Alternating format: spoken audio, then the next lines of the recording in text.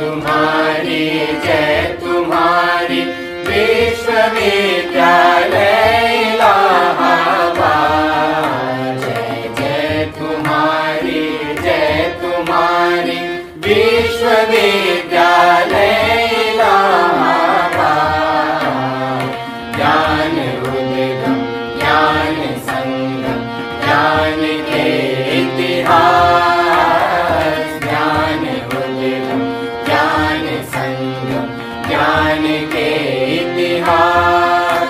शत शत नमन है विश्वविद्यालय इलाहाबाद।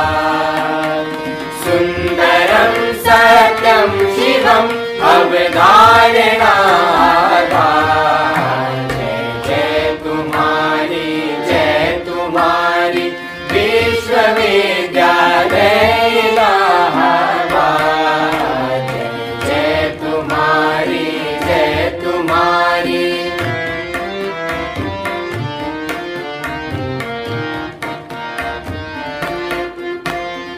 ज्ञान और विज्ञान का वर्धन तुम्हारा कर।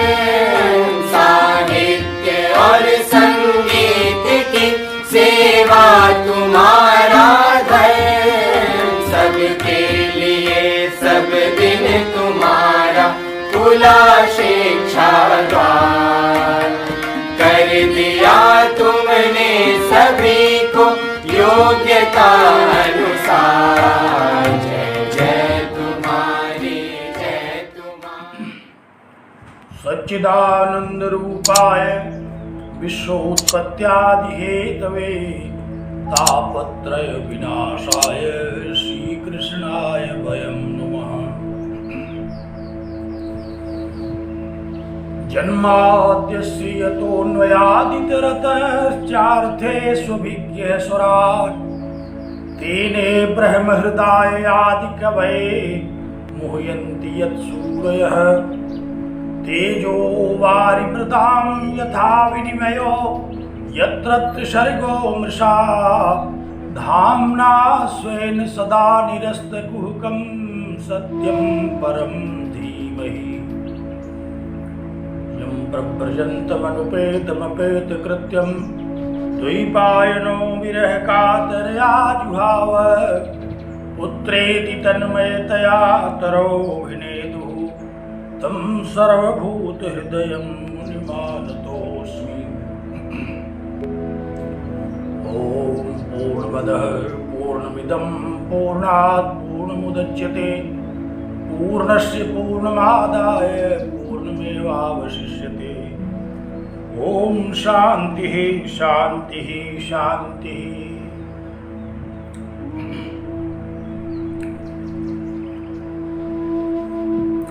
जगत विश्रुत इलाहाबाद विश्वविद्यालय प्रयागराज के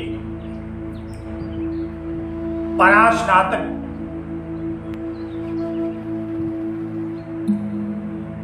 दर्शन वर्ग के प्रिय छात्रों और छात्राओं तथा वेदांतानुरागी सज्जनों, प्रस्थान त्रयी में सूत्र प्रस्थान के अंतर्गत श्री ब्रह्म सूत्र शांकर भाष्य से 5वें अधिकरण पर हम लोग चर्चा कर रहे हैं। ईक्षत्य अधिकरण बड़ा महत्वपूर्ण विषय है। त्रिविध दुख को नष्ट करने वाला यह महनीय शास्त्र आप सब लोगों का परम मंगल करे। इन शुभकामनाओं के साथ मैं आप सबको नमन करता हूं और नित्य शुद्ध बुद्ध मुक्त सत्य स्वभाव परमपिता परमेश्वर से यह प्रार्थना करता हूं कि यह शास्त्र हम सब लोगों के लिए ग्राह्य हो।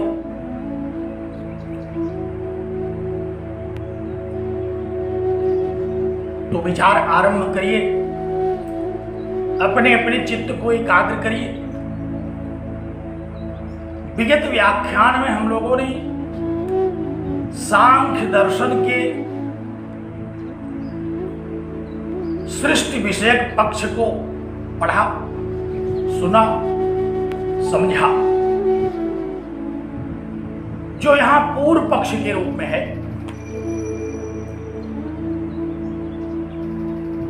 सांख्य के आचार्यों ने कहा कि प्रकृति और प्रकृति पुरुष संयोग ही इस जगत का कारण है। असंग ब्रह्म इस जगत का कारण नहीं हो सकता। इसी विषय पर कल हम लोगों ने चर्चा को विराम दिया था। भाष्य की पंक्ति को देखिए, कहा कि प्रधानस्य अनेकात्मकस्य परिणाम संभवात् कारणत्वोत्पत्तिर्मृदादिवत्। प्रधान ही इस जगत का कारण उस प्रकार से है जैसे मिट्टी घट इत्यादि का कारण बनती है। न असंहतस्य एकात्मकस्य ब्रह्मणः इत्येवं प्राप्ति इदं सूत्रम् आरभ्यते। कहा कि असंग ब्रह्म इस जगत का कारण नहीं है। यह पूर्व पक्ष प्राप्त करने पर भगवान भाष्यकार अब वेदांत का पक्ष प्रस्तुत करते हैं। कल जितनी मजबूती से उन्होंने पूर्व पक्ष उपस्थित किया था, आज उन सारे पक्षों का, उन सारे तर्कों का निराकरण करेंगे। आरंभ करते हैं। भगवान शंकराचार्य ने कहा, क्या कहा? ईक्षतेर्ना शब्दम। भगवान शंकराचार्य ने महर्षि बादरायण के इस सूत्र को उद्धृत किया। कहा कि वेदांत सूत्र का, इस सूत्र के अंतर्गत वेदांत सूत्र का जो प्रतिपाद्य है उसको तो देखिए। सांख्य वालों का ध्यान आकृष्ट किया। कहां आकृष्ट किया? ब्रह्म सूत्रों की ओर। कहा कि ब्रह्म का समझना यह सांख्य शास्त्र के बस का नहीं है। ब्रह्म सूत्रों से ब्रह्म विषयक अवगति होती है। इस सूत्र पर विचार करिए। यह सूत्र क्या कहता है?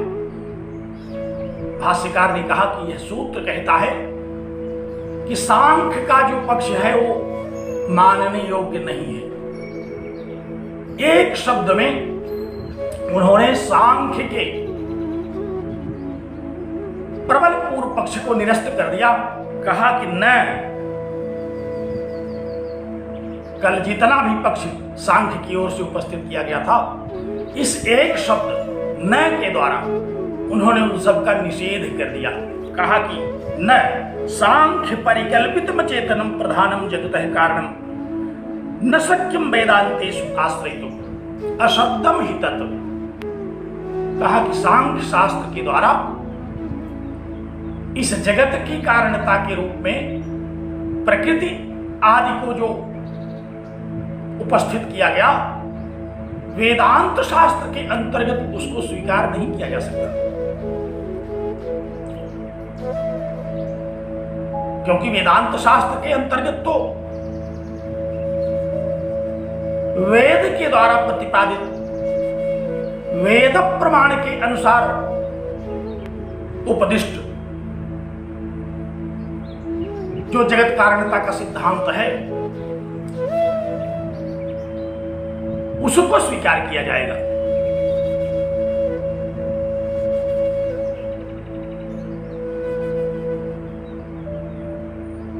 और वेद के द्वारा जगत कारणता विषयक क्या सिद्धांत है? अनेकधा वेदों में, वेदांतों में इस विषय का विवेचन किया गया है कि इस जगत का परम कारण, इस जगत का अभिन्न निमित्तोपादान कारण वो परमात्मा है। इसलिए वेद प्रमाण के सामने सांख्य के द्वारा कहे गए अनुमान प्रमाण का कोई स्थान नहीं है। भला अनुमान के द्वारा भी इस सृष्टि के कारण का पता लगाया जा सकता है, भगवान भाष्यकार ने कहा कि अनुमान तो व्याप्ति के बल पर चलता है। यहां सामान्य तो दृष्ट अनुमान की जो चर्चा की उसका तात्पर्य केवल इतना हो सकता है कि कार्य देख करके उसके कारण का अनुमान लगाया जा सकता है कि जो जो कार्य होता है वह सकारण होता है।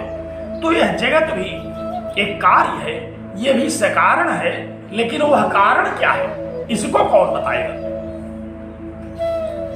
इसको बताने के लिए तो श्रुति प्रमाण ही एक प्रमाण है। ये प्रत्यक्ष, अनुमान, उपमान,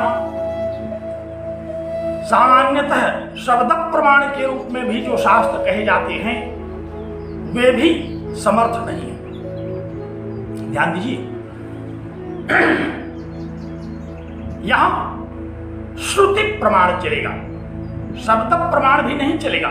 शब्द प्रमाण और श्रुति प्रमाण में सूक्ष्म भेद जो है उसको समझे रहिए। पूर्व मीमांसा में शब्द प्रमाण को हम ग्रहण कर सकते हैं, यद्यपि वहां भी श्रुतियों को प्रमाण के रूप में मानते हैं। यजेत स्वर्ग कामः, जब हम इस श्रुति को सुनते हैं कि स्वर्ग के इच्छुक व्यक्ति को यज्ञ करना चाहिए, तो स्वर्ग पर्यंत तो शब्द प्रमाण की गति है, लेकिन स्वर्ग के अतिरिक्त, स्वर्ग भी जगत का ही एक भाग है, इस ब्रह्मांड के बाहर नहीं स्वर्ग, लेकिन वह जो परमपिता परमेश्वर है वह इस ब्रह्मांड के कण कण में रहता हुआ ब्रह्मांड से बाहर भी है। पुरुष सूक्त का वह मंत्र अगर स्मरण हो, अतिष्ठति दशांगुलम, वह इस संसार से, इस ब्रह्मांड से भी अतिष्ठति, आगे बढ़कर के रहता है, क्योंकि वह सीमित नहीं है, वो असीम है, वो देश काल की सीमा में बद्ध नहीं है, वो असीम है। तो कहा कि अनुमान प्रमाण के द्वारा हम केवल सामान्य विषयों का ज्ञान कर सकते हैं, और यहां भी केवल इतना ही ज्ञान कर सकते हैं कि जगत का कोई कारण होगा। अब वह जगत का कारण क्या है, पहले सांख्य वाले और लोगों से पूछ कर के आवें, क्या उनकी बात न्याय दर्शन मान रहा है, क्या उनकी बात वैशेषिक दर्शन मान रहा है, क्या उनकी बात बौद्ध आदि जितने भी अन्य तार्किक हैं वे सब स्वीकार कर रहे हैं? जब उनकी बात यही सारे लोग स्वीकार नहीं कर रहे हैं, कोई प्रकृति को कह रहा है, कोई परमाणु को कह रहा है, तो फिर इस गंभीर विषय में वेद ही एक प्रमाण है। वेद के अतिरिक्त हम कोई दूसरा प्रमाण स्वीकार नहीं करते। और यहां भगवान भाष्यकार ने सांख्य के सिद्धांत का श्रुति बल से खंडन कर दिया। कई बार मैंने चर्चा किया कि भगवान शंकराचार्य किसी भी तथ्य को स्थापित करते हैं जब, तो श्रुति बल से, स्मृति बल से और तर्क बल से, श्रुतियों के द्वारा, स्मृतियों के द्वारा, तर्कों के द्वारा।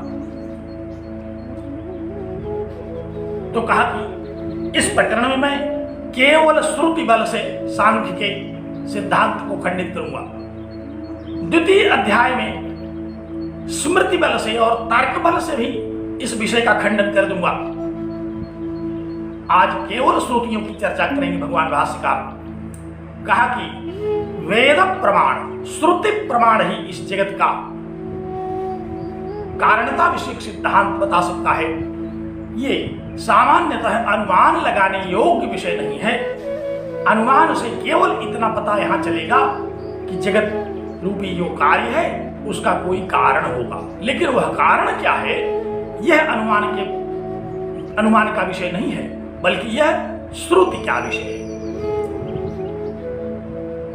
अगर कोई श्रुति सांख्य के पास हो तो उस श्रुति को ले आए। सांख्य ने जिस प्रकार से कुछ व्यावहारिक तर्कों को उपस्थित किया, सुनने में बड़ा रोचक लगा, लेकिन वह बिल्कुल अवैधिक तत्व है, वह बिल्कुल वेद विरोधी तर्क है। उन तर्कों के बल पर जगत कारणता विषय सिद्धांत का निरूपण नहीं किया जा सकता।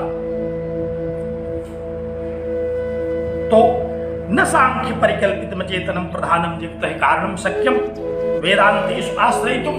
वेदांतों में किसी भी उपनिषद में सांख्य के द्वारा वर्णित जो प्रधान का जगत कारणतावाद है वह स्वीकार करने योग्य नहीं है, उसे स्वीकार नहीं किया जा सकता।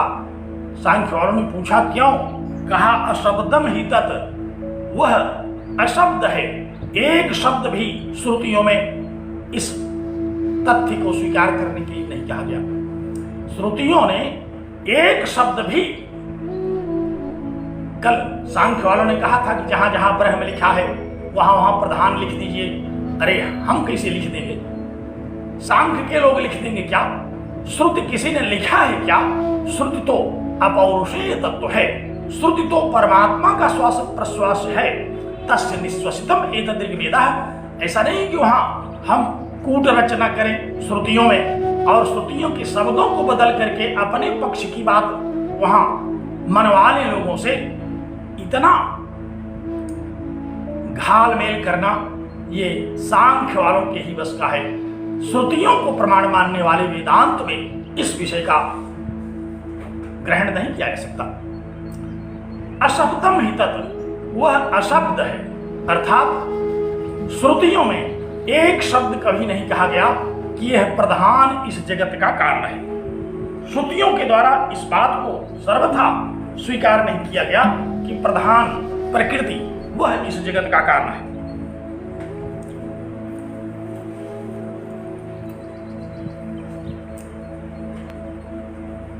और वेद श्रुति जगत के कारण के रूप में परमात्मा का अनेक श्रुतियों के द्वारा कथन किया है। और किसी भी विषय का प्रतिपादन एक वाक्य में नहीं हो जाएगा। किसी भी विषय का प्रतिपादन तो किसी भी शास्त्र का आरंभ से लेकर के अंत तक किए जाने योग्य विषय होता है। और सारी श्रुतियों ने उपक्रमोपसंहार, उपक्रम से लेकर के उपसंहार तक जगत कारणता के विषय में इसी तथ्य को उपदिष्ट किया कि वह परम पिता परमेश्वर ही इस जगत का कारण है। जन्माद्यस्यतः इस सूत्र में हम लोगों ने इस तथ्य का श्रवण किया और कहा कि उपक्रम से लेकर के मीमांसा का सिद्धांत है। किसी भी विषय को समझाने के लिए हम आरंभ करते हैं और उपसंहार तक जाते हैं।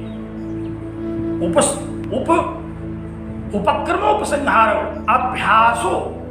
अभ्यास माने बार बार उस सिद्धांत के स्थापन हेतु प्रमाणों को उपस्थित करते हैं। और कौन सा प्रमाण? कहा कि अपूर्व प्रमाण, जो प्रमाण अन्य किसी विषय में प्रमाण न बन सके।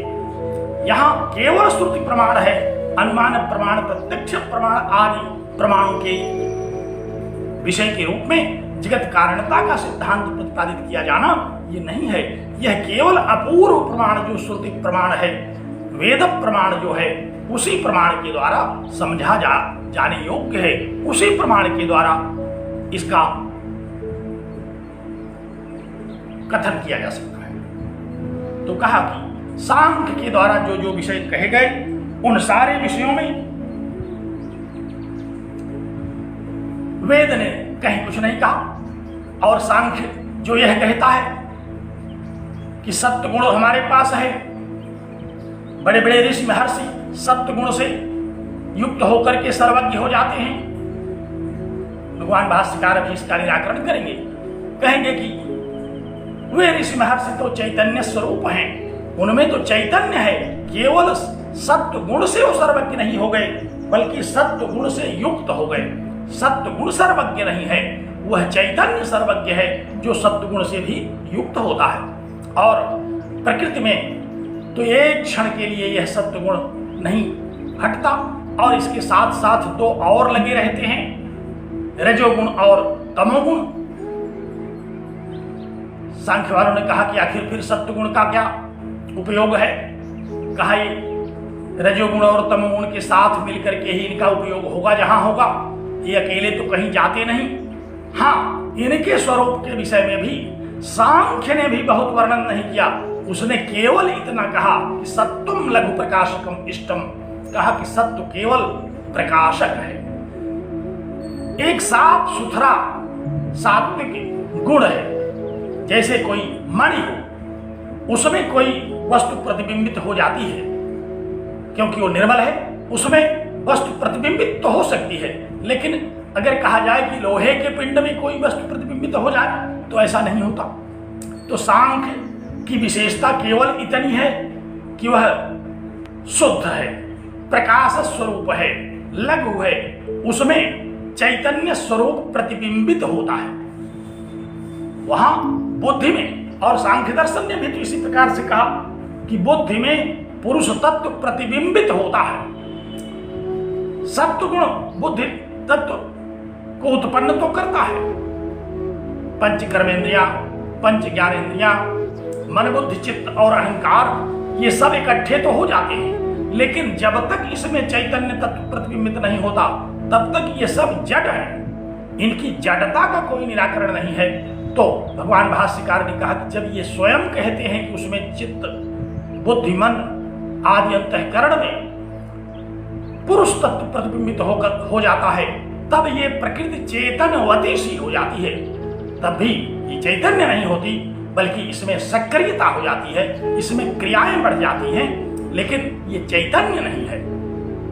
तो जब सांख्य ही इस विषय को अपने शास्त्र के अंतर्गत स्वीकार नहीं कर रहा है, वहां भी केवल सत्वगुण का इतना ही उपयोग कहा गया कि वह एक निर्मल गुण है, उसमें सात्विकता है, उसमें प्रकाश है, लेकिन सृष्टि की कारणता के रूप में वह अकेले उपयोगी नहीं है, क्योंकि उसके साथ साथ रजस और तमस भी है। यदि सत्वगुण में इतना प्राबल्य है तो रजोगुण और तमोगुण में भी इतना प्राबल्य है कि वह उसकी शक्ति को अपने गुणों के द्वारा प्रभावित कर लेती है। और वो भी प्रलय काल में। प्रलय काल में तो तीनों गुणों की साम्यावस्था होती है, तो ये तीनों परस्पर एक दूसरे में मिश्रित होते हैं, फिर ये कैसे जगत का कारण बन सकते हैं। इसलिए सत्व गुण एक गुण है, उसकी अपनी एक विशेषता है, उसको हम भी स्वीकार करते हैं, लेकिन वह जगत की कारणता का वह नित्य रूप से ज्ञान स्वरूप नहीं है, बल्कि सत्व में ज्ञान प्रतिबिंबित होता है, सत्व में चैतन्य प्रतिबिंबित होता है। इतना ही केवल सत्व का उपयोग है। तो इसलिए सांख्य के द्वारा जो परिकल्पित, सांख्य के द्वारा जो प्रस्तुत किया गया जगत कारणता विषयक सिद्धांत पूर्व पक्ष के रूप में उपस्थित हुआ, वह मानने योग्य नहीं है। कथम, क्यों मानने योग्य नहीं है? क्योंकि अशब्दम ही तत्, एक शब्द श्रुति ने नहीं कहा। श्रुति ने एक शब्द के द्वारा भी इस विषय का विवेचन नहीं किया। श्रुति ने क्या किया? अब यहां से भगवान भाष्यकार श्रुतियों के द्वारा जगत के कारण के रूप में जो सिद्धांत प्रतिपादित किया गया उस पर चर्चा करते हैं। कहते हैं कथम अशब्दत्वम। सांख्य वालों ने पूछा कि कैसे आप कह सकते हैं कि वेद ने नहीं कहा? कहा वेद ने जो कहा वो मैं बताता हूं, आप तो बता नहीं सके। वेद ने क्या कहा वो मैं बताता हूं। कहा क्या कहा? वेद ने, सूत्रकार ने सूत्र में ही कह दिया उसको, ईक्षते, ईक्षण करने वाले को, संकल्प लेने वाले को इस जगत का कारण कहा गया। ईक्षते, जो ईक्षण करने में, संकल्प लेने में समर्थ हो, विचार करने में जो समर्थ हो, वो किसी कार्य को कर सकता है। क्या प्रकृति विचार करती है? क्या प्रकृति संकल्प लेती है? प्रकृति न तो विचार करती है, न प्रकृति संकल्प लेती है। प्रकृति की गति बुद्धि तत्व को उत्पन्न करने भर तक है, लेकिन जब तक उसमें चैतन्य प्रतिबिंबित नहीं होगा तब तक बुद्धि भी काम नहीं करेगी। तो ईक्षण करने वाले को इस जगत का कारण कहा गया। कहा कि ईक्षते है, ईक्षण करना, ईक्षण करने वाला होना, ये कारण के रूप में यहां है। और ईक्षित्रित्व श्रवणात् कारण से, कहा कि कारण के विषय में ईक्षण करने वाला सुना जा रहा है श्रुतियों के द्वारा। श्रुतियों ने कहा कि जो ईक्षण करेगा वही इस जगत का कारण है। कथम, कैसे है, कहां श्रुतियों ने कहा एवं ही श्रूयते, ऐसी श्रुति है। एक श्रुति पढ़ दिया। कौन सी श्रुति पढ़ी? कहा कि सदैव सोम इदम अग्र आसीत एकमेवाद्वितीयम्। छांदोग्य उपनिषद की इस श्रुति को भगवान भाष्यकार ने पढ़ा। कहा कि देखो, छांदोग्य उपनिषद ने सृष्टि प्रकरण में सृष्टि की कारणता के विषय में जहां वर्णन करना आरंभ किया, वहां से यह श्रुति पढ़ी। सारे उपनिषदों में सृष्टि की कारणता विषय विवेचन आया है। जितने भी उपनिषद हैं, 11 उपनिषद जिनकी हम प्रामाणिक रूप से चर्चा करते हैं, उन सारे उपनिषदों में अन्य प्रकरणों के साथ सृष्टि की कारणता विषय प्रकरण जहां आता है, वहां सृष्टि का कारण कौन है इसका व्यापक वर्णन है। तो सृष्टि की कारणता के विषय में जहां से वर्णन आरंभ होगा उसी को कहेंगे उपक्रम, उसी को कहेंगे आरंभ। और जहां तक वह वर्णन चलेगा, अंतिम जो श्रुति होगी उस प्रकरण की, उसको कहेंगे उपसंहार। तो उपक्रम उपसंहार, सृष्टि के प्रकरण में आरंभ से लेकर के उपसंहार तक आने वाली जितनी श्रुतियां हैं, वे सारी श्रुतियां क्या करती हैं? वे कहती हैं कि ईक्षण करने की शक्ति रखने वाला इस जगत का कारण है। जड़ इस जगत का कारण नहीं है, जिसमें विचार करने की क्षमता भी ना हो, वह इस जगत का कारण नहीं है। इस जगत का कारण कोई चैतन्य हो सकता है। कैसे हो सकता है? अब श्रुतियों का कथन आरंभ किया भगवान भाष्यकार ने। प्रकरण में पहली श्रुति को उद्धृत कर दिया और अब इस प्रकरण में आखिरी श्रुति तक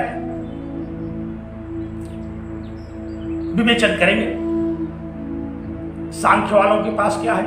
सांख्य वालों के पास 2-4 दृष्टांत हैं। सांख्य वालों के पास 2-4 तर्काभास हैं। कोई शास्त्र प्रमाण उनके पास नहीं है। यहां तक कि सांख्य कारिका इत्यादि में भी कोई ऐसा वाक्य नहीं आया जिसमें आदेश के रूप में यह कह दिया गया हो कि सृष्टि का कारण प्रकृति है। वहां भी अनुमान लगाया गया। वहां आदेश नहीं हुआ, वहां अनुमान लगाया गया। अरे ये मानना ही था इसको, तो सांख्य दर्शन में इसका उद्घोष कर देना चाहिए था। जैसे वेदों में, वेदांतों में, उपनिषदों में जैसे इस बात का उद्घोष हो रहा है, उसी तरह से सांख्य शास्त्र में न्याय ने भी यही किया।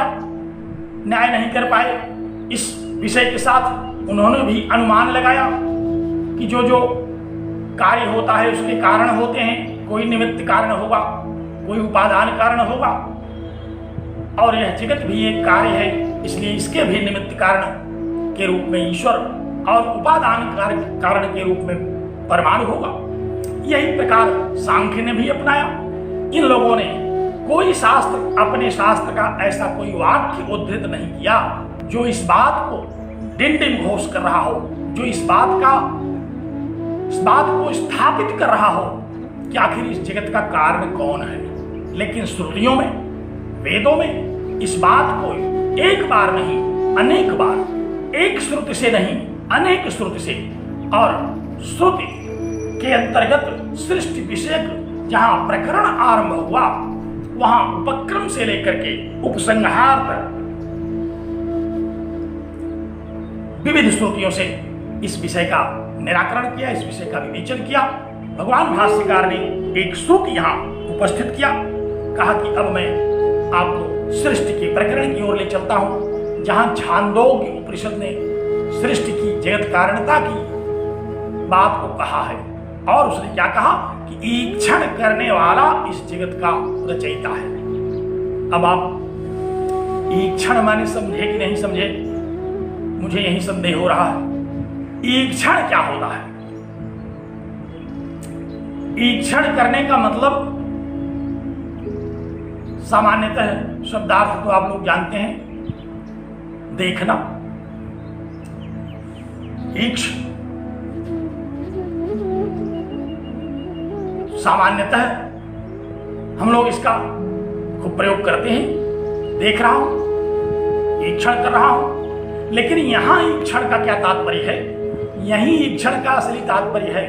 आज ईक्षण शब्द के बारे में ठीक से समझिए, क्या है ईक्षण का शब्दार्थ?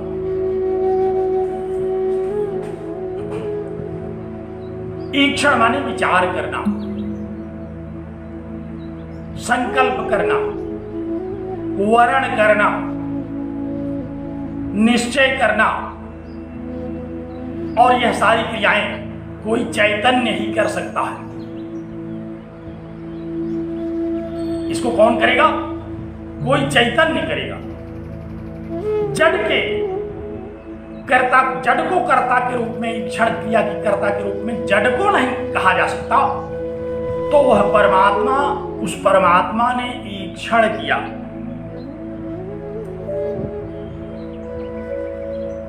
एक शब्द है, हम लोग प्रायः उससे सुपरिचित हैं, आप लोग भी हैं।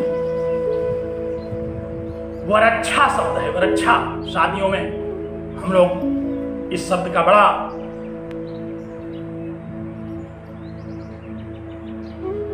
कथन करते हैं। शादी के पहले वरच्छा होता है। जिन लोगों की शादियां हो गई होंगी वो जानते होंगे, और जिनकी नहीं हुई होगी वो भी सुने होंगे। क्या है ये वरच्छा?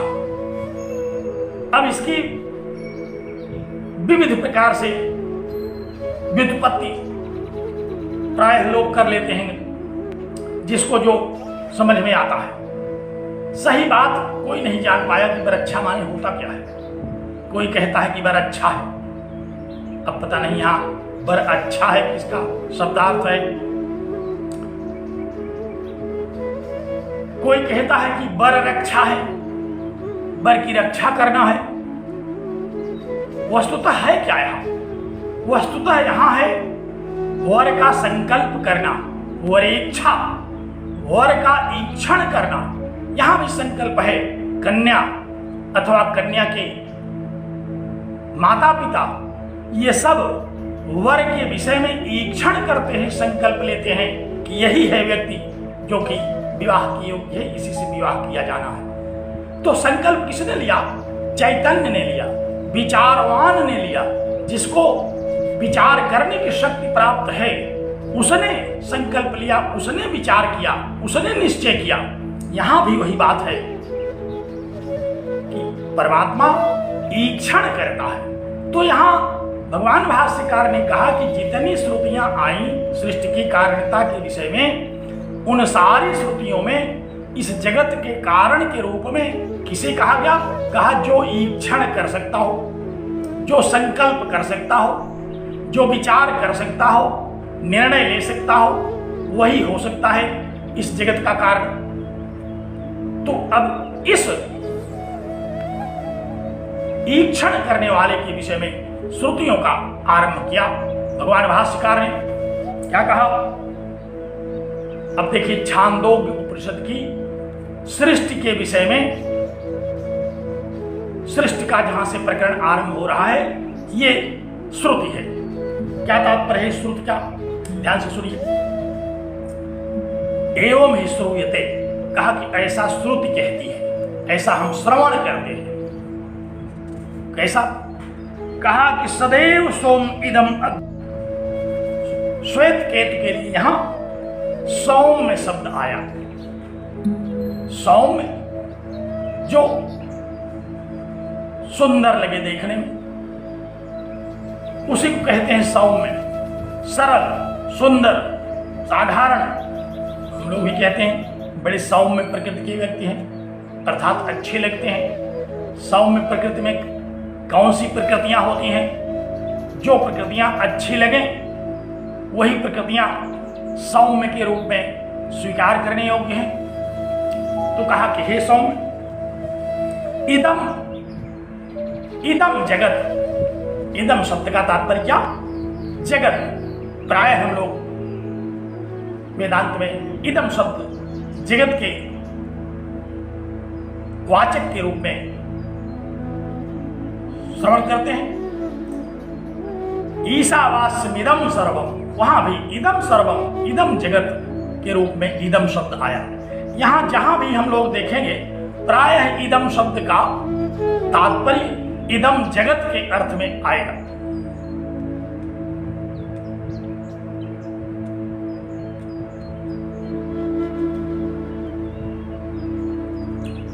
तो श्रुति ने क्या कहा? श्रुति ने कहा कि हे सौम्य, इदम जगत, यह जगत, कौन सा जगत? जो हमारी दृष्टि का विषय बनता है, जो हमारे अनुभव का विषय बन रहा है, ऐसा यह जो जगत है अग्र, पहले अपनी उत्पत्ति के पूर्व आसीत था। किस रूप में था? कहा कि सत एव, सत स्वरूप में था। सत परमात्मा के रूप में यह जगत अपनी उत्पत्ति के पहले, यह जगत क्या था? कहा कि यह परमात्मा ही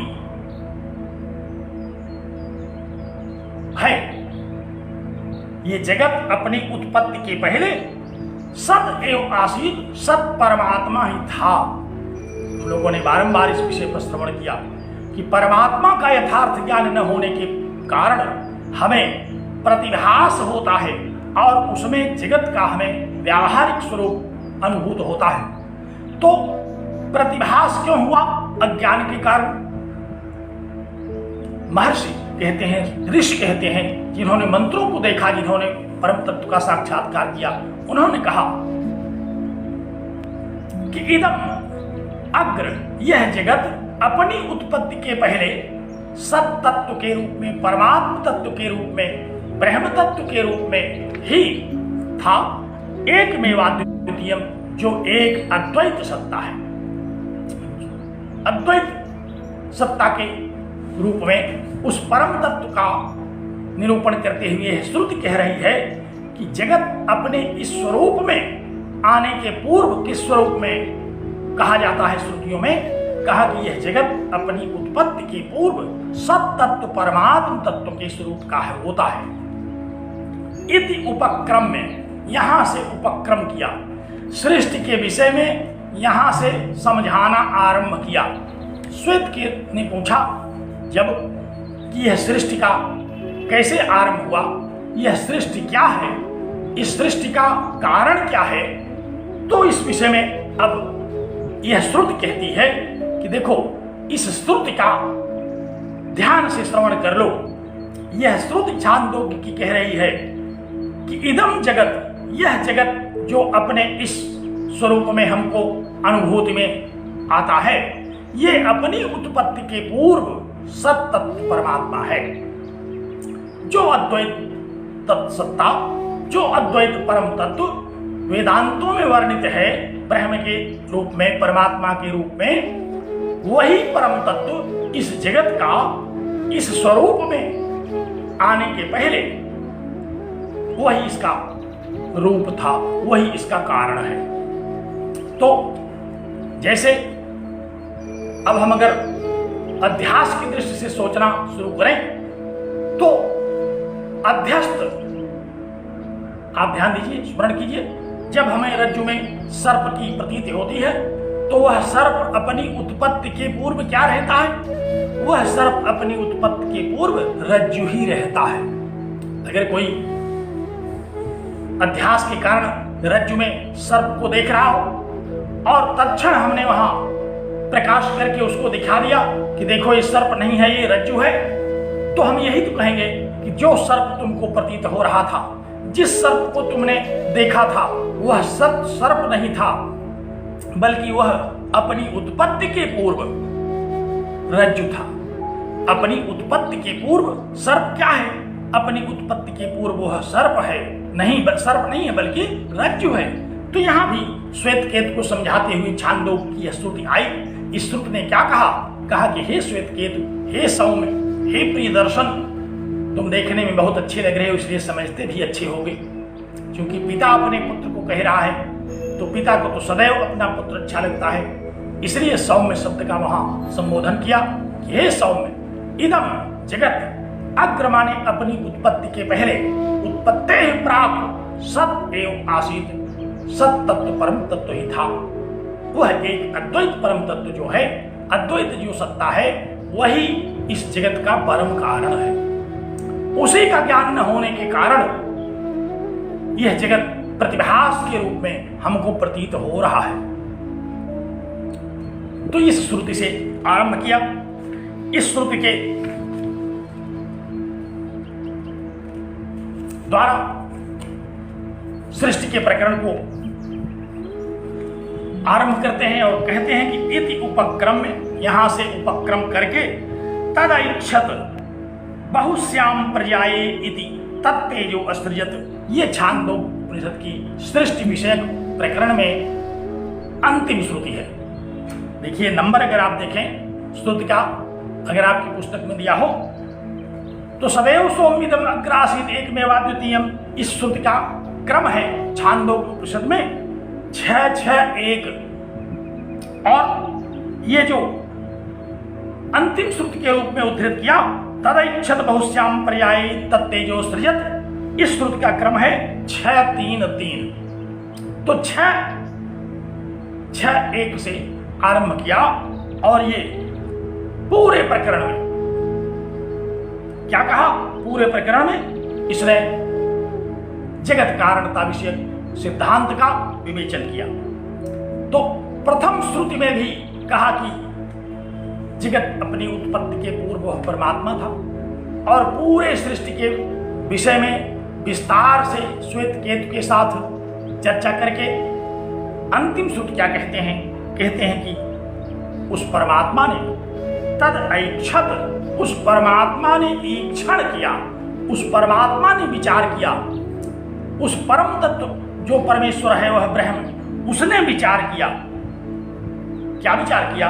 कहा कि बहुश्याम, मैं बहुत हो जाऊं, बहुत हो जाऊं अर्थात मैं पांच भौतिक जगत हो जाऊं। मैं इस जगत के रूप में जो पंच तत्व के रूप में विनिर्मित जगत है, मैं यही हो जाऊं। बहुश्याम माने बहुत हो जाऊं। तो बहुत में क्या होगा? बहुत में जगत ही तो होगा, जगत में ही तो बहुत तो है। तो कहा कि तदैक्षत, उस परमात्मा ने ईक्षण किया, उसने विचार किया कि बहुश्याम, मैं यह प्रपंचात्मक जगत हो जाऊं।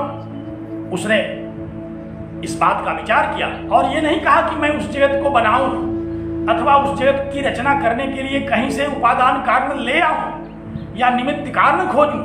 उसने यह कह दिया कि मैं ही हो जाऊं। ध्यान से सुनिएगा, बड़ी महत्वपूर्ण श्रुति है ये।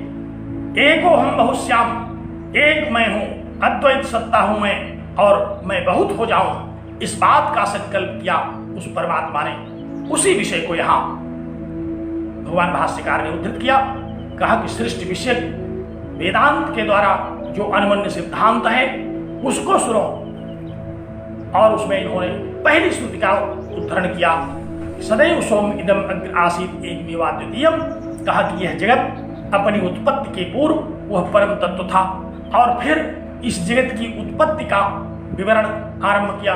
अंतिम श्रुति में कहा कि उस अंत में उसने ये विचार किया कि एको हम बहुश्याम, मैं एक हूं, मैं अद्वैत हूं, और मैं इस जगत के रूप में, इस बहु वस्तु वाले, बहुत स्वरूप वाले अनेकात्मक जगत के रूप में हो जाऊं। और प्रजाए इत, अपने आप को उसने प्रकट कर दिया, अपने आप को उसने जगत के स्वरूप में उद्भूत कर दिया। और सबसे पहले अपने आप को क्या बनाया? कहा तत्तेजो असृजत, उसने सर्वप्रथम तेज की रचना की।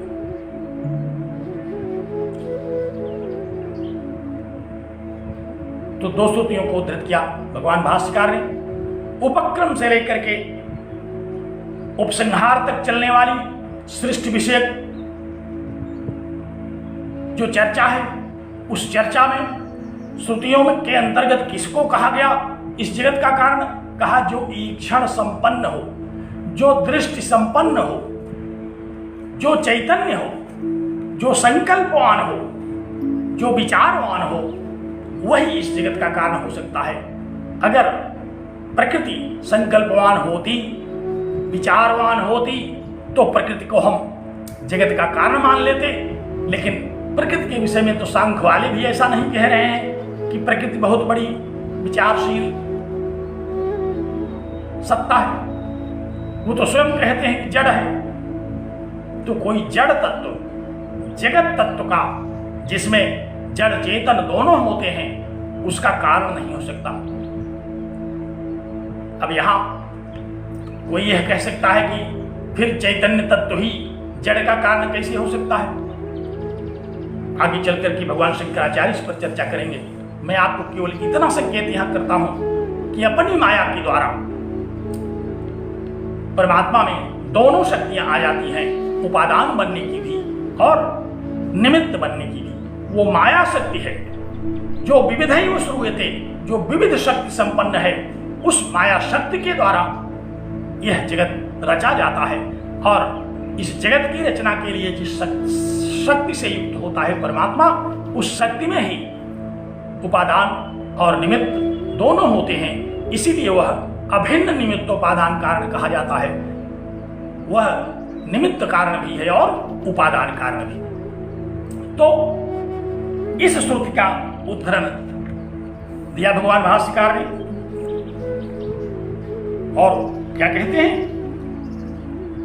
इति, ऐसा 2 श्रुतियों को उद्धृत किया। कहा कि तत्र इदम शब्दवाच्यम, तत्र माने उस श्रुति वाक्य में, जो पहली श्रुति वाक्य कहा सदैव सोम इदम अग्र आसीत एकमेवा द्वितीयम, उसमें जो इदम शब्द है, अब उस श्रुति का थोड़ा सा स्पष्ट कर देते हैं उसको अर्थ की दृष्टि से। कहा कि तत्र इदम शब्दवाच्यम नाम रूप व्याकृतम जगत। कहा कि उस श्रुति में जो इदम शब्द आया है वह नाम रूप में प्रकट हुआ यह जगत है।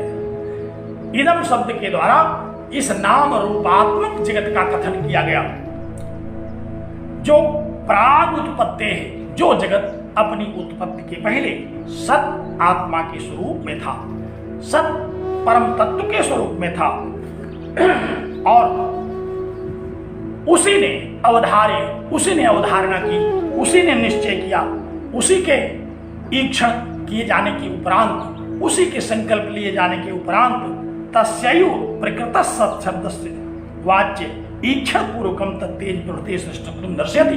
कहा कि वही जो परमात्मा है, तस्यैव प्रकृतस्य, कहा वही प्रकृत माने जो प्रकरण में, प्रकरण क्या है? यहाँ सृष्टि विषय प्रकरण चल रहा है श्रुति में, तो उस सृष्टि विषयक प्रकरण का सत तत्व कौन है? वह परम तत्व ही है। कहा कि प्रकृत सत शब्दवाच्य से, जो प्रकृत सत शब्दवाच्य परमात्मा है, जो इस प्रकरण में सत शब्द के द्वारा कहा गया परमात्मा है, वही ईक्षण पूर्वकम, ईक्षण पहले करता है, संकल्प पूर्वक, विचार पूर्वक इस जगत की रचना कर देता है, और उसी ने सर्वप्रथम तेज प्रभृते सृष्टत्वम दर्शयति, उसी की तेज आदि को उत्पन्न करने की बात यह श्रुति कहती है। सृष्टा के रूप में वही है जो तेज आदि का सर्जन करता है। तो श्रुतियों में हम लोगों ने अनेक बार पढ़ा है कि वह परमात्मा तस्माद् वा एतस्मात् परमात्मनः आकाशः सम्भूतः, उस परमात्मा से आकाश पैदा हुआ, आकाशात् वायु, वायुरग्निः, अग्निरापः, अद्भय पृथ्वी। ये क्रम है पृथ्वी का, यही क्रम है सृष्टि का। और श्रुतियों में कहीं आकाश सर्वप्रथम, कहीं तेज सर्वप्रथम, दोनों अनेक श्रुतियों में भिन्न भिन्न कहे गए। जब तेज की उत्पत्ति होगी तो तत्पूर्ववर्ती जो तत्व हैं उनका भी हम ग्रहण कर लेते हैं, और जब आकाश को हम सर्वप्रथम उच्चारण करते हैं तो तत्परवर्ती जो महाभूत हैं उनको हम ग्रहण कर लेते हैं। इस प्रकार इस जगत की रचना करने वाला, इस जगत का सृष्टा किसको दिखाया श्रुतियों ने? कहा कि सृष्टित्वं दर्शयति, श्रुतियां सृष्टा को दिखाती हैं। कौन है वह सृष्टा? कहा जो सत तत्व है। इस जगत की उत्पत्ति के पहले जो स्वयं सत तत्व है वही ईक्षण किया, उसी ने विचार किया कि एको हम बहुश्याम, मैं एक हूं अनेक हो जाऊं, और वह सर्वप्रथम आकाश को या तेज को उत्पन्न किया और इस जगत के रूप में उसने अपने आप को अभिव्यक्त कर दिया। तो सृष्टि के प्रकरण में कही हुई यह विस्तृत बात है। सृष्टि के प्रकरण में उपदिष्ट की गई यह उपनिषदों का जो तात्विक विवेचन है, यह कह रहा है कि इस जगत की उत्पत्ति के पूर्व, इस जगत की उत्पत्ति के समय, इस जगत के विलीन हो जाने के बाद सर्वदा रहने वाला एक अद्वैत तत्व है, जो सत तत्व है, जो परम तत्व है, जो परमात्मा है, वही इस जगत की उत्पत्ति के पूर्व भी रहता है, वही इसके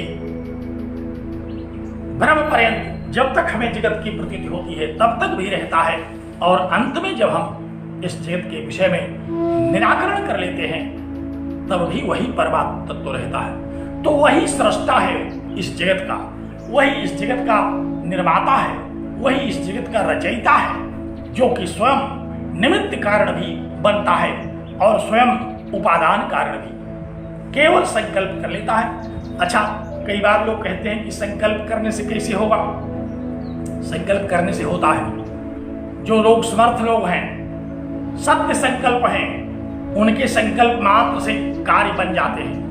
हम लोग संसार में भी देखते हैं, जो जितने सामर्थ्यशाली हैं उन्होंने विचार किया कि हमारे पास अमुक वस्तु हो जाए और अमुक वस्तु आकर के उपस्थित हो जाती है। तमाम लोग उस वस्तु को लेकर के घूमने लगते हैं कि साहब ये है, इसको ले लीजिए।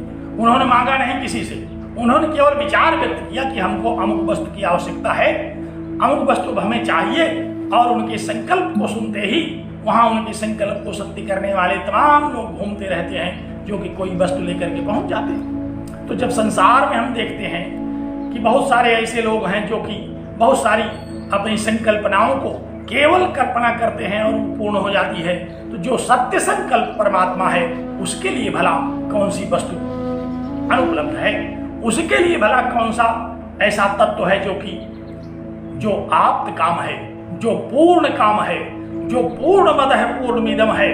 उसको किसी वस्तु को खोजना नहीं है, उस जगत की रचना करने के लिए वह पूर्ण है, और पूर्ण रूप में ही यह जगत के रूप में स्वयं अभिव्यक्त हो जाता है। तो श्रुतियों ने किसको कहा इस जगत का रचयिता? श्रुतियों ने सुस्पष्टतया इसी बात का निरूपण किया कि वह परमात्मा ही इस जगत का रचनाकार है, वह परमात्मा ही इस जगत का रचयिता है, वही इसका सृष्टा है, वही इसका अभिन्न निमित्तोपादान कारण है। बड़े ध्यान से सुना आप लोगों ने, और आप लोगों ने तो सुना ही, सांख्य वालों ने भी बड़े ध्यान से सुना। तो भी वहां कुछ ढीठ बैठे थे, उन्होंने कहा अच्छा, एक प्रकरण में आपने बड़े विस्तार से बताया, और भी कहीं लिखा है। एक जगह तो आपने कह दिया, और भी कहीं लिखा है। भगवान ने कहा हाँ, कितनी बार आपको बताऊं? तथा अन्यत्र, कहा कि दूसरी जगह भी देखिए, दूसरे उपनिषद की चर्चा करता हूं। ऐतरेय उपनिषद निकाला उन्होंने, कहा इस उपनिषद में देखो सृष्टि के विषय में क्या प्रकरण चल रहा है, कौन है इस सृष्टि का रचयिता। ऐतरेय उपनिषद के अनुसार उन्होंने अब सृष्टि के प्रकरण का आरंभ किया। कहा कि तथा अन्यत्र, अन्य उपनिषद में देखिए, अन्य वेदांत में देखिए। ऐसा नहीं है कि हमने छांदोग्य में इसको कहीं से ले आकर के लिख दिया। सारे उपनिषदों में इस जगत की रचना के प्रकरण पर विचार किया गया है, और ऐतरेय उपनिषद की श्रुति को उद्धृत किया। कहा कि आत्मा व इदम एक एव अग्र आसीत। वहां भी सृष्टि का प्रकरण आरंभ किया। क्या लिखा है? कहा कि इदम जगत, यह संसार, अग्र माने अपने उत्पत्ति के पहले, एक आत्मा एवं आसीत, वह आत्मा ही था, वह परमात्मा ही था, वह और कुछ नहीं था। ये श्रुति कहती है। देखिए, हमने पहले भी आपको संकेत किया है, आत्मा और परमात्मा अद्वैत वेदांत में जब हम इन शब्दों का उच्चारण करते हैं, जब हम इन शब्दों को पढ़ते हैं, तो इनमें कोई भेद नहीं है। केवल शाब्दिक उच्चारण में भेद भले दिखाई पड़े। जब हमारा सिद्धांत है कि जीवो ब्रह्मैव नापरः, तो फिर आत्मा और परमात्मा में भ्रम कभी न रखिए, क्योंकि जहाँ जीव भी ब्रह्म ही होता है, वहाँ आत्मा शब्द और परमात्मा शब्द, इनमें भ्रांति का कोई कारण उपस्थित नहीं होता। तो क्या लिखा ऐतरेय उपनिषद में? ऐतरेय उपनिषद कहता है कि आत्मा वा इदम एक एव अग्र आसीत। अरे अग्र माने इदम अग्र, यह संसार अपनी उत्पत्ति के पहले क्या था? कहा कि यह और कुछ नहीं था, आत्मा वा आसीत, यह आत्मा ही था। कौन सा आत्मा? कहा वही जो भी छांदोग्य कह रहा था, एकमेवाद्वितीयम। एकमेवाद्वितीयम आत्मा, जो एक अद्वैत आत्म तत्व है, वही इस जगत की उत्पत्ति के पहले भी था और वही बाद में भी रहेगा। तो ऐतरेय उपनिषद की इस श्रुति को आरंभ किया। क्या कहा? कहा कि आत्मा वा इदम एक एवं अग्र आसीत, यह आत्मा ही जगत की उत्पत्ति के पहले सत्तत्व के रूप में था। नान्यत किंचित मिशत, आत्मा के अतिरिक्त कोई दूसरी सत्ता नहीं थी। मिशत माने सत्तावान वस्तु। कहा कि कोई दूसरी सत्ता नहीं थी आत्मा के अतिरिक्त। फिर क्या हुआ? कहा स ईक्षत, उस आत्मा ने, उस परमात्मा ने ईक्षण किया, विचार किया, संकल्प किया। क्या संकल्प किया? कहा लोकानु सृजा, लोकों की रचना करूं, मैं लोकों की रचना कर दूं, तीनों लोकों की रचना मैं कर दूं। इति, ऐसा उसने संकल्प लिया। स इमान लोकान असृजत, और उसने इन समस्त लोगों की रचना कर दी। रचना करने में क्या किया? अपने आप को ही इन लोकों के रूप में अभिव्यक्त कर दिया अपनी माया शक्ति से। जादू कभी देखा है? जादूगर क्या करता है? जादूगर अपनी जादू की शक्ति से सारा चमत्कार वहां दिखाता है। आजकल के कुछ जादूगर तो ऐसे हैं जो ट्रक में माल लोड करके जाते हैं जादू दिखाने, लेकिन वस्तुतः जो जादूगर हैं उनको किसी वस्तु की आवश्यकता नहीं है। वे अपनी जादू की शक्ति से, अपनी माया से कुछ भी दिखा सकते हैं। तो वह परमात्मा तो बहुत बड़ा जादूगर है। वह इस जगत को मैं अब दिखाऊं और दिखाने लगता है। ऐसा नहीं जगत को दिखाऊं तो उसके पहले जगत को दिखाने के लिए बहुत सारी सामग्री इकट्ठा करने लगेगा। ऐसा नहीं, सत्य संकल्प है। वो जो चाहेगा वही हम देखने लगेंगे। उसने चाहा कि हम जगत को देखें, हम जगत को देखने लगे। वह जिस दिन चाहेगा कि अब हम जगत को न देखें, उसी दिन हमें इस परम तत्व का यथार्थ बोध हो जाएगा और हम परम तत्व को देखने लगेंगे, हम जगत को नहीं देखेंगे। तो ऐतरेय उपनिषद की इस श्रुति को उद्धृत किया। कहा कि आत्मा वा इदम एक एवं अग्र आसीत। ऐतरेय श्रुति कहती है कि यह आत्मा ही सर्वप्रथम था। इस जगत की उत्पत्ति के पहले भी यह जगत आत्मा के रूप में ही था। नान्यत किंचित मिशत, आत्मा के अतिरिक्त अन्य कोई सत्ता नहीं है। आत्मा के अतिरिक्त अन्य कोई सत्ता नहीं थी, आत्मा के अतिरिक्त अन्य कोई सत्ता नहीं रहेगी। इसलिए यह आत्मा ही है। सईक्षत, उसने इक्षण किया, उस आत्मा ने विचार किया, उस आत्मा ने संकल्प लिया। क्या संकल्प लिया? लोकानु सृजा, अरे मैं लोकों की रचना करूं, लोकों की सर्जना करूं, लोकों का सृजन कर दूं। स इमान लोकान असृजत, और उसने अपनी संकल्प शक्ति से, अपनी माया शक्ति से, अपनी इच्छा शक्ति से इस जगत की रचना कर दी। बड़ा अच्छा उदाहरण आप लोग जानते हैं इस विषय में। जब हम लोग नींद में होते हैं, सोते रहते हैं, उसी समय एक दूसरी भी दशा होती है हमारे स्वप्न की। और स्वप्न का जो जगत हमारा होता है, उसकी रचना करने वाला कौन है? हम हैं, आप हैं, मन है। मन अकेले स्वप्न जगत की रचना कर देता है। वहां सारे लोग उपस्थित हो जाते हैं, सारी समस्याएं आ जाती हैं, सारे समाधान आ जाते हैं, सारे आनंददायी विषय आ जाते हैं, सारे दुखदायी विषय आ जाते हैं, पूरा जगत दिखाई पड़ने लगता है। कई बार तो हम लोग स्वप्न में बारात में पहुंच जाते हैं, वहाँ वर पक्ष कन्या पक्ष नाचने गाने वाले बाजा बजनियाँ लाइट सब मिल जाते हैं। वहाँ किसने स्वप्न के बारात की व्यवस्था की थी? स्वप्न में इस बारात की व्यवस्था किसने की? किसी ने नहीं की। हमने स्वयं अपने मन से स्वप्न काल में इस समग्र जगत की व्यवस्था कर ली। तो जो स्वप्न का जगत है हमारे स्वप्न का जो जगत है, उसी तरह से परमात्मा का ये जगत है। उसने विचार कर लिया, स्वप्न नहीं देखता, वो सोता नहीं, लेकिन उसने विचार कर लिया कि अब मैं जगत की रचना करूं, और हम लोग जगत देखने लगे। जब हम स्वयं सुषुप्ति काल के बाद जो स्वप्नावस्था होता है, उस स्वप्नावस्था में अपने जगत की रचना कर लेते हैं। स्वप्नावस्था में कोई वस्तु दुर्लभ नहीं है, सारी वस्तुएं हम पा सकते हैं और पाते रहते हैं।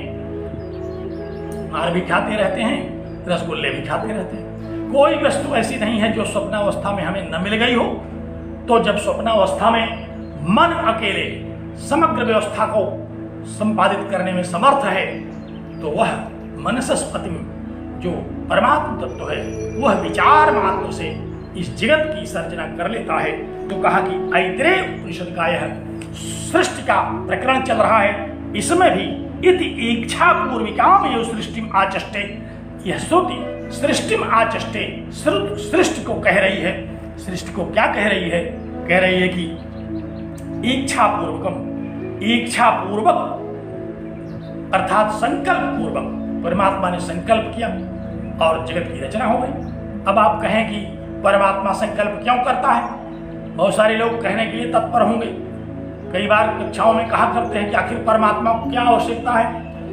आखिर आपको इस बात को पूछने की क्या आवश्यकता है? आपके मन में संकल्प आया कि इसको मैं पूछ लूं, आप पूछ लेते हैं। आपके मन में जब कोई संकल्प आता है, तब आप उस संकल्प के कारण पर नहीं जाते।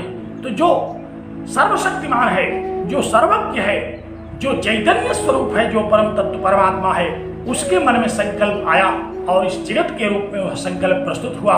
इस पर आप 50 सवाल खड़ा कर देते हैं। अपने संकल्पों के विषय में कभी विचार किया है कि मैंने अमुक वस्तु क्यों सोचा? जब हम अज्ञान से युक्त होकर के अमुक वस्तुओं को सोचते हैं और उनको प्राप्त करने के लिए एड़ी चोटी एक कर देते हैं, तो वह तो नित्य ज्ञान स्वरूप है, वह परम तत्व परमात्मा है, सत्तत्व है, ज्ञान स्वरूप है, सत्यम ज्ञानम अनंतम ब्रह्म श्रुतियां कहती हैं। उसने इस बात का अगर संकल्प लिया, उसने इस बात का विचार किया कि ये को हम बहुत श्याम, तो इसमें कोई आश्चर्य की बात नहीं है। परमात्मा ने इस जगत को विचार किया कि यह जगत उत्पन्न करूं, और उत्पन्न कर दिया। उसके लिए उसको कुछ करना नहीं। जैसे हम लोगों को स्वप्न में विचार आ गया और स्वप्न उत्पन्न हो गया, उसी तरह से परमात्मा का स्वप्न काल है ये जगत। तो दो स्तुतियां दो उपनिषदों से उठाया और सृष्टि के विषय में विस्तृत चर्चा की, और एक तत्व निकल करके हम लोगों को प्राप्त हुआ। वह कौन सा तत्व? ईक्षण करने वाला ही इस जगत का कारण है। संकल्पवान विचारवान जो चैतन्य तत्व है, परम तत्व, नित्य सत्य, नित्य शुद्ध बुद्ध परमात्मा है, वो इस जगत का कारण है। वही इस जगत का कारण है। प्रकृति, परमाणु, ये सब इस जगत के कारण नहीं है। देखिए, यहां केवल श्रुति बल से भगवान भाष्यकार जगत की कारणता का उल्लेख कर रहे हैं। अभी जब हम लोग द्वितीय अध्याय में पहुंचेंगे, स्मृति बल से वहां शुरू होगा। सांख्य वाले कुछ स्मृतियां लेकर के पहुंचेंगे, कहेंगे भाई देखिए सांख्य कारिका मैं ले आया हूं, ये सांख्य स्मृति है, अगर आप इसमें लिखी हुई बात को नहीं मानेंगे तो ये बेकार हो जाएगी। ये कोई छल बल छोड़ता नहीं है। सांख्य ने जब भगवान भाष्यकार ने श्रुतियों को उद्धृत करके इनकी सृष्टि विषय सिद्धांत का निराकरण कर दिया, तो स्मृतियों को लेकर के पहुंचे सब लोग। कहा ये सांख्य कारिका है, ये सांख्य के अन्य ग्रंथ है, इनको स्मृति ग्रंथ कहा जाता है। इनको लेकर के पहुंचे, उन्होंने कहा कि देखिए बाप श्रुति की बात छोड़िए, हम स्मृति ले आए हैं। कहा रे आप स्मृति लेकर के आ गए तो हम भी निकालते हैं। फिर उन्होंने श्रीमद् भगवद गीता की स्मृति निकाली, स्मृति प्रस्थान निकाला, मनुस्मृति निकाली, नारद स्मृति निकाली, कई स्मृतियों को निकाल करके खोल करके बैठ गए। कहा ये देखो, अगर हम तुम्हारी एक स्मृति को स्वीकार कर लें तो हमारी इतनी स्मृतियां बेकार पड़ जाए। हम तुम्हारी एक स्मृति की अगर बात को मान लें तो हमारी इतनी जो स्मृतियां हैं हम उनका क्या करें। जो स्मृतियां वेदों पर निर्भर हैं, जो स्मृतियां वेदों का अनुगमन करती हैं, जो स्मृतियां वेदों की अनुयायी है, जो वेद को प्रमाण मान करके जिन स्मृतियों को लिखा गया उनमें जब लिखा हुआ है तो हम उस स्मृति को मानेंगे कि हम आपकी स्मृति को मानेंगे जिसमें कुछ कोई प्रामाणिक बात लिखी ही नहीं है, जहां सामान्य तर्क दिए गए हैं, सामान्य प्रमाणों की चर्चा जगत के विषय में। भला बताओ, अनुमान तर्क करने वाले एक से बढ़कर एक हैं, कोई दूसरा तार्किक आएगा वो कुछ दूसरी बात बताएगा, तो हम इन तर्कों को नहीं सुनेंगे, हम श्रुति को सुनेंगे। श्रुति ने क्या कहा? श्रुति ने कहा कि वह परमात्मा ही इच्छा किया, उसी ने विचार किया कि मैं जगत के रूप में अपने को प्रकट करूं, और उसने जगत के रूप में अपने आप को प्रकट कर दिया। और कोई श्रुति कि यही दो ही श्रुतियां हैं? भगवान भाष्यकार ने कहा नहीं, 3 बार मैं बताऊंगा तुमको। एक बार बताया तो नहीं समझ में आया, दोबारा बताया तो नहीं समझ में आया, अब 3बारा बता रहा हूं, तीसरी बार भी मैं श्रुति का उदाहरण दे रहा हूं। और अगर इसके बाद भी नहीं समझ में आएगा तो फिर आप निराश हो जाइए, फिर आप जड़ हैं, आपको कुछ समझ में नहीं आएगा। क्योंकि हम लोग संसार में भी देखते हैं 1 2 3 की संख्या जो है वो निर्णायक संख्या होती है। तो भगवान भाष्यकार ने तीसरी बार भी फिर एक उपनिषद खोला, कहा कि चलो प्रश्नोपनिषद में दिखाता हूं तुम लोगों को। प्रश्नोपनिषद में भी सृष्टि का जो प्रकरण आया वहां क्या लिखा है?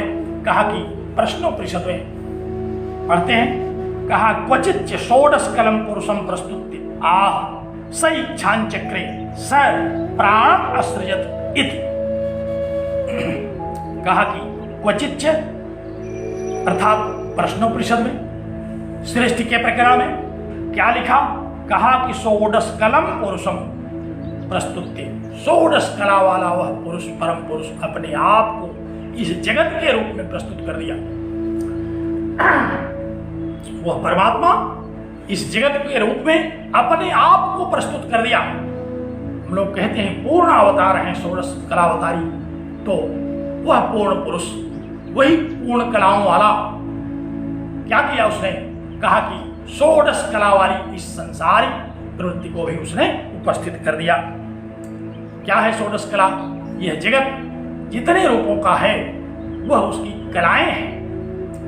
तो जो भी जड़ जंगम जगत है, जो भी ब्रह्मांड है, ब्रह्मांड में जितने भी तत्व हैं वे सारे तत्व कहां से उद्भूत हुए? कहा कि सही इच्छान चक्रे, उस परमात्मा के द्वारा संकल्प से उपस्थित किए गए। स प्राणम सृजत, उसने सबसे पहले प्राण की रचना की। पुराणों में जब हम लोग इस विषय पर चर्चा करते हैं तो वहां बड़े विस्तार से इस श्रुति का विवेचन आया। कहा कि प्राण माने हिरण्यगर्भ ब्रह्मा, स प्राणम असृजत, कहा कि उसने प्राण की रचना की, हिरण्यगर्भ की रचना की, प्रजापति की रचना की, ब्रह्मा की रचना की। हिरण्यगर्भ है समवर्तताग्रे, सबसे पहले उस परमात्मा ने हिरण्यगर्भ को बना दिया। कहा कि अब जाओ तुम संसार की रचना करो, और ब्रह्मा ने इस जगत की रचना कर डाली। तो प्रश्नोपनिषद में सृष्टि के विषय में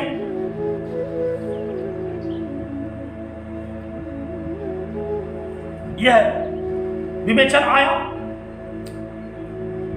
हमारे कोई प्रिय शिष्य लिख रहे हैं चंद्रमा में 64 कलाएं होती हैं। अच्छा, होती होंगी, कभी लोग तो न जाने कितनी कला कर देते हैं, लेकिन प्रायः चंद्रमा प्रतिपदा से लेकर के पूर्णिमा तक जितनी कलाओं को दिखाता है 64 कलाएं हो सकती हैं।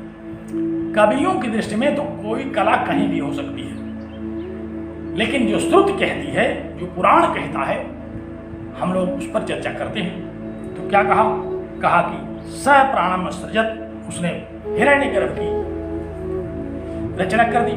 हिरण्यगर्भ समोर्तताग्रे स्तुति कहती है और हिरण्यगर्भ के द्वारा इस जगत को प्रस्तुत कर दिया गया। इति आचष्टे, ऐसा प्रश्नोपनिषद कहता है। तो ईक्षण करने वाले को इस जगत का रचयिता कहा गया। ईक्षण करने की शक्ति संपन्न जो तत्व है वही इस जगत का रचनाकार है।